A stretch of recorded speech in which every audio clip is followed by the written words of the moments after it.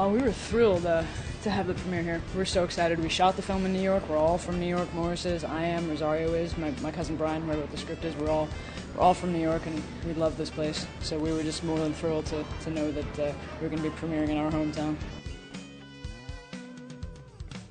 We did intend to write this for Rosario, and her and myself and Brian go back a long ways, as you said. So we had actually made a whole bunch of short films prior to this feature, and when we decided, to write this, we weren't going to go ahead and even start, with a single word until, Rosario knew the entire concept and exactly what was entailed and said, absolutely, I'm going to do it. Which she totally did. She was right on board right from the very beginning. So that enabled Brian and I to go, okay, we're going to go down this totally dark road and allow ourselves to fully go there, because we know that at the end of the day, she's going to be the one that's doing it with us.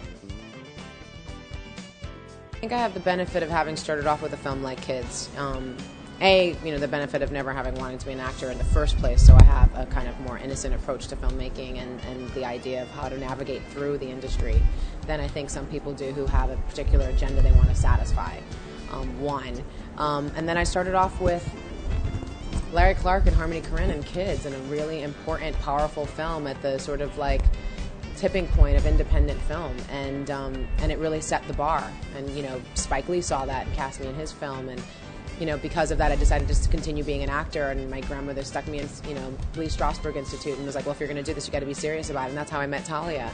And we've been talking about it for almost 12 years, that she was going to write and direct and I was going to act and produce. And we set up, we created our production company a couple years ago, and we have we have another script that we want to make already that we were initially going to do first, but this was something that I was really excited about. We've done several short films together, and we've tested each other out over the years. Like we talked a lot of talk, and we've walked it a couple times in short ways, in these nice short films that we've done. But to really take this on, it was like a really big deal, and we looked at each other and we said, we're ready to go for it, let's do it. And it was amazing, and I'm glad that we did it independently. I'm glad that we were able to have as much creative control. It was the only way we could make it the way that we wanted to make it, because that's the thing with original ideas.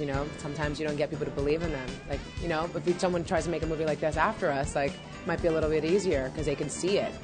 But we didn't have anything to show people. We just had to show them our spirit, and sometimes that doesn't convince people to open up their wallets. Surprisingly, after 12 years, you think, Spike thinks I'm great. Come on, you don't want to give me money? No, what's wrong with you? But it was well worth it, and I'm glad that I've always